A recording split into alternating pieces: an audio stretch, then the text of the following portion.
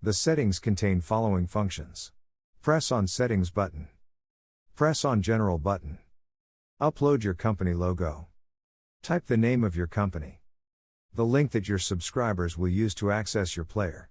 Connect the middleware with player's web, mobile, TV. Select either IPTV or OTT service you want to provide.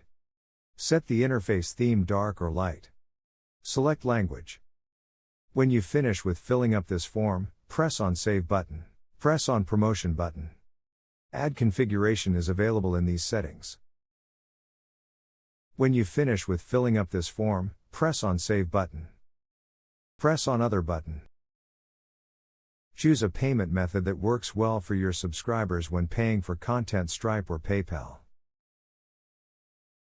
Configurations used for users' authentication. Mail server settings, mail port settings.